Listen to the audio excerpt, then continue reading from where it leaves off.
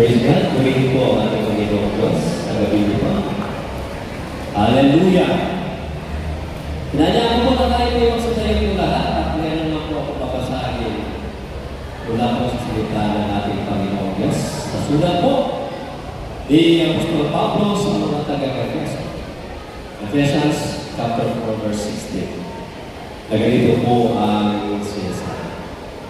Na dahil sa kanya ang buong katawan na nakalapak na mabuti at nagkakalakip sa pamagitan ng tulong ng bawat kasukasuan ayon sa paggawang nauukol sa bawat iba't ibang sangka ay nagpapalaki sa katawan sa ikakatibay ng kanyang sarili sa pagpapalaki. Father God, salamat po sa gabi ito. Sa iyo po ang papuri. Sa gabi ito, Panginoon, kailangan po namin ang iyong presensya. Sa pangalan ni Jesus. Amen. Pwede na po tayo po at bigyan mo pa po ng sandali ng 10 minutes and 1 hour. Ayan po. So, uwihan na. No? So, sa isang orchestra, kahit gaano karami ang instrumento kapag hindi nagkaisa ang tunog, nagiging ingay lang. Diba? Pero, kapag iisang tono, iisang kumpas, nagiging magandang musika.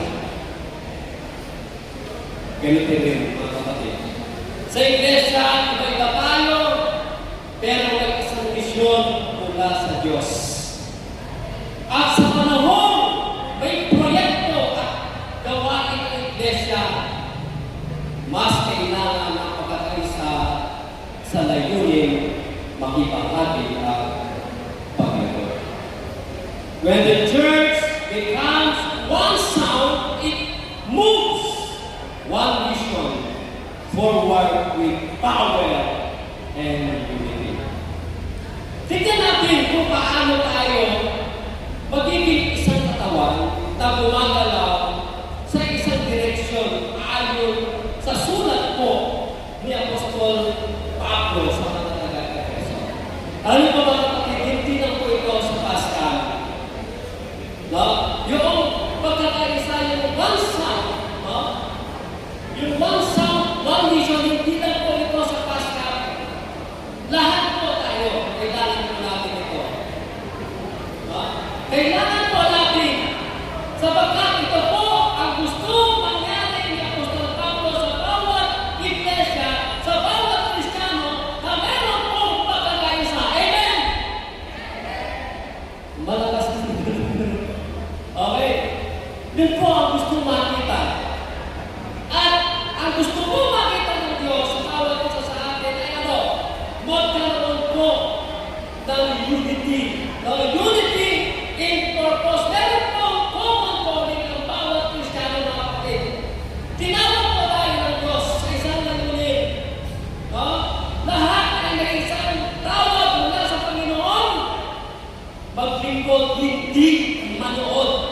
Sabihin mo lang sa katabi natin, maglingkod, hindi manood. Kasi alam niyo po mga kapatid, marami po sa iglesia, o konti lang po talaga ang gumagalaw. Halos lahat, pero nanonood. So, kailangan po may purpose. So, ang purpose po kung bakit nagpa-concert ang Church of Christ sa Paska, dahil magpapatayo po kami ng isang kapilya. Dahil ang kapilya po namin, kung nakapanood po ninyo yung aking minsan yung live, no? Ay nababaha. At ganoon din po kasi minsan hindi na po kami nagkakasya sa loob ng kapilya. Kaya yun po ang purpose kung bakit kami po ay nagpa-concert na kaliba. Pangalawa, unity in participation.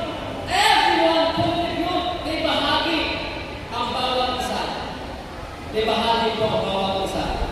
Alam niyo po mga kapatid, nakita ko po yung contribution ng bawat isa. Kahit po yung taga-Tarlac, taga-San No?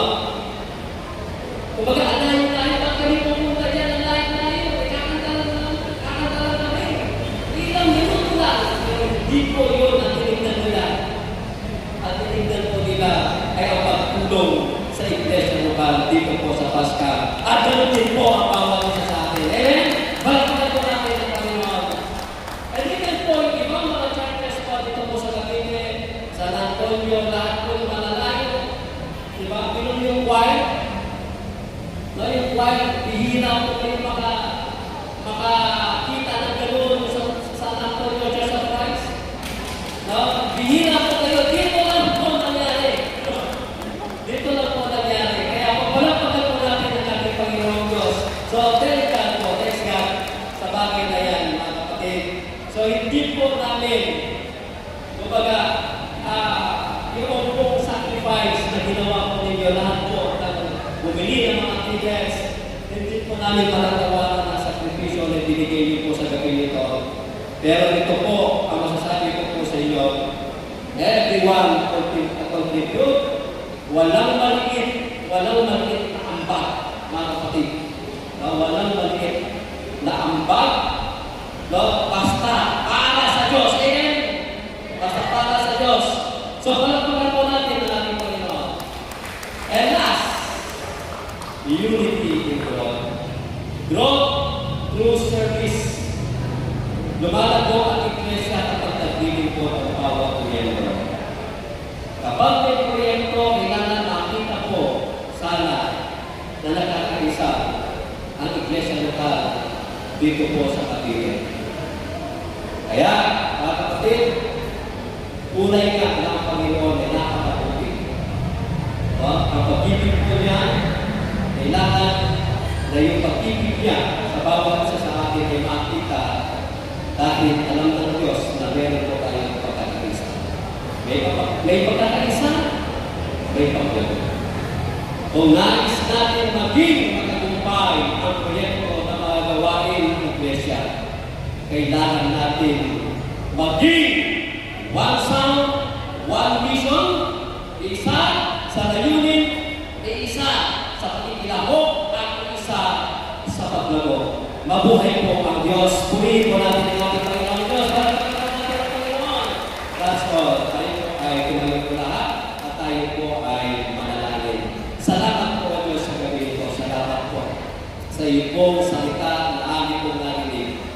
Na kung saan ay gusto niyo pong makita sa amin yung unity, pagkakaisa. May isang tunog Panginoon sa isang mission. Ang mission nito ay mapalago ang iyong mga iglesia sa lahat po ng tao. Pinupuri namin kayo pinakakila sa pangalan ni Jesus. Amen. Amen.